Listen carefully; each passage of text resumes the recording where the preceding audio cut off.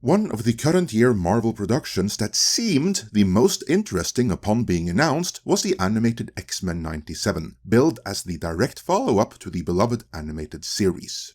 You'll note I said that in the past tense though, because now, on the eve of its release, with the showrunner outright fired, it looks set to be yet another in the ever longer line of Marvel dumpster fires.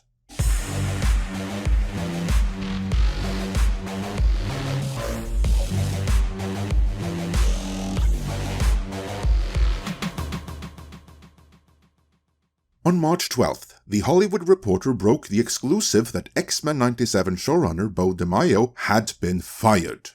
Not moved on to work on some other project, not left due to creative differences or some such or other rewriting of reality. No, he had been fired. It is very, very rare that you see that word in an industry trade like The Hollywood Reporter. When you do see it, it is because someone is doing heavy distancing from someone else. In this case, Disney and Marvel are essentially washing their hands of this guy, and we can say that because this was fed to The Hollywood Reporter by Disney and Marvel, no doubt with the instruction that the term fired be used. The byline reads, in an unusual situation on the eve of a project's debut, the writer-producer who worked on Moon Knight and Blade will no longer be promoting the show or moving forward with future seasons. And the story proper continues. DeMayo, a Marvel regular who previously wrote on live-action series Moon Knight as well as early drafts of the company's delayed but still upcoming vampire thriller Blade, had completed writing duties on Season 2 of X-Men 97, was lining up press and making plans to attend the show's Hollywood premiere on March 13th. He was even discussing loose ideas for a third season with members of his team. But early last week, Marvel and DeMayo suddenly parted ways. His company mail was deactivated and cast and crew were informed he was no longer on the project. DeMayo's Instagram account, once a source for X-Men updates, was deleted. No reason for the firing was given. Marvel had no comment. Beyond feeding The Hollywood Reporter the story in the first place, of course. DeMayo's representatives did not return calls for comment and emails to the showrunner yielded no response. It was a surprising turn of events on the eve of the show's March 20th debut. Splitting with writers is a normal part of business for Marvel or any other studio. However, it is unusual for a top creative on a Marvel project to miss a premiere or cancel press plans last minute, even if they've been shuffled to the side, which by implication is in and of its own not that unusual. Most Marvel premieres feature multiple screenwriters walking the red carpet, some of whom had been rewritten by other writers also walking the carpet. Yeah, this seems very sudden. Makes you wonder what could possibly have gone wrong. I mean, he's black, mixed, and gay on top of that. That's enough DEI brownie points in one person that he should be unfireable. And make no mistake about it, that is why he was hired in the first place. The story continues. Marvel announced DeMayo's hiring in November of 2021. The move was met with some level of excitement as the scribe brought his identity as a gay black man to the project and made it a point in talking to the press about how growing up as the adopted son to white parents with a Korean sister in the South made the X-Men characters and their struggles for acceptance by society feel personal to him. Did you notice something there in that wording? I'll read the key phrase one more time.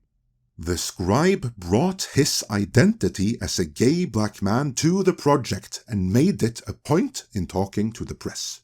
In other words, they are blaming Beau DeMayo for making his being gay and black a talking point in the press, as if he wasn't supposed to have done that. As if he went rogue and off the script, so to say, against the wishes of Disney and Marvel.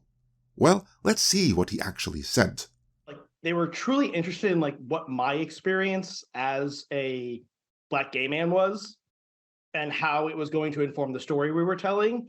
and that to them was like, that is how we're going to make this authentic. Now, does that sound like someone who went rogue and randomly started talking about being gay and black? Or does it sound like someone who was hired explicitly because he was gay and black and instructed to talk about it? Because the executives thought the media and the pleb that makes up the audience would gobble that up?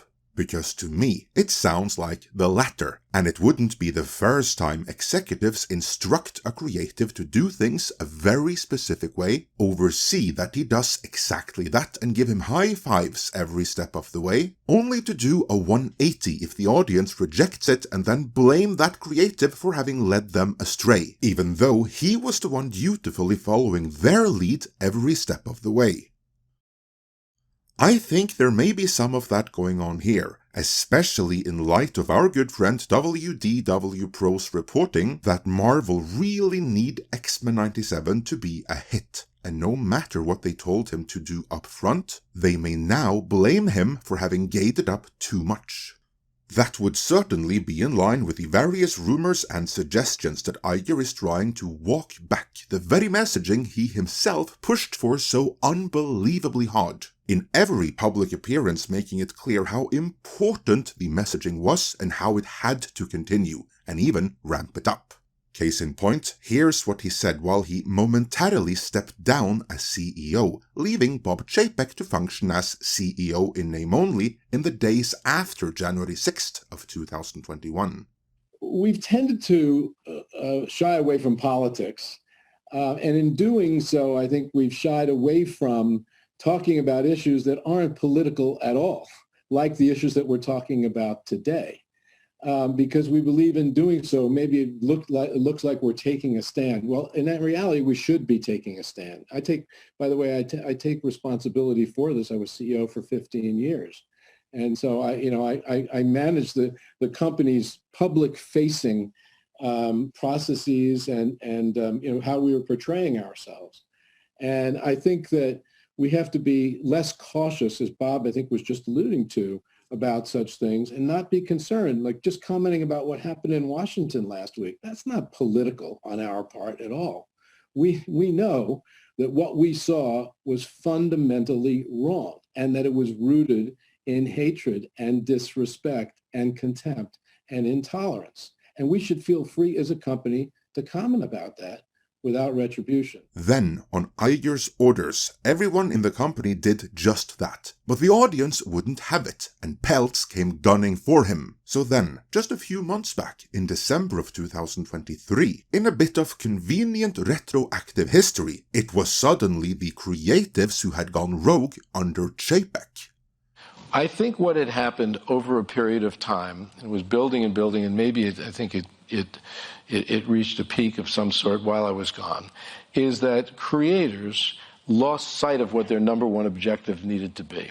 Often when we entertain, and we've entertained as a company over the 100 years we've been in business, we have entertained with values and having a positive impact on the world in many different ways. I'd use Black Panther as a great example of that, just in terms of fostering acceptance, or the movie Coco, which Pixar did about the Day of the Dead. I like being able to do that. Entertain, and if you can infuse it with positive messages and have a good impact on the world, fantastic. But that should not be the objective. When I came back, what I've really tried to do is to return to our roots, which is, remember, we have to entertain first.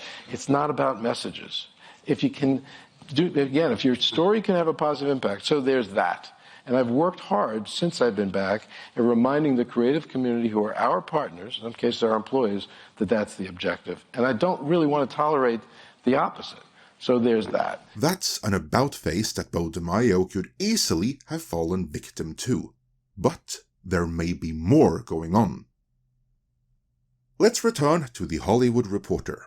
His silence on social media has been acute, as he was a prolific poster, sharing X-Men tidbits as well as shirtless pictures of himself at the gym. For a time, he also ran a non-explicit OnlyFans account, all of which inspired the LGBTQIAP+ publication Out to declare him the sexy, gay Marvel writer and showrunner to know. Let's be clear about this. He started that OnlyFans after he got the job at Disney. And this piece of writing right here is the Hollywood Reporter trying to whitewash that he had an OnlyFans, by emphasizing that he got awarded by the LGBTQIAP+ community for it, and that it was non-explicit, which is a blatant lie. 6. Our lead mod, as well as occasional researcher, did some investigative journalism and quickly found that the OnlyFans that was alleged to be non-explicit wasn't quite so non-explicit. Unless the Hollywood Reporter decided to include full frontal nudity and dick pics into the non-explicit category for the occasion. I think this might have had something to do with Disney hard distancing themselves the way they did. Or it could be that there's something even worse out there that's only waiting to hit the public. But either way, will that hard distancing be enough? Or is X-Men 97 already ruined? If it is, what hope does Marvel have to bring audiences back for the X-Men in live action when they can't even do an animated revival right? Let me know your thoughts in the comments.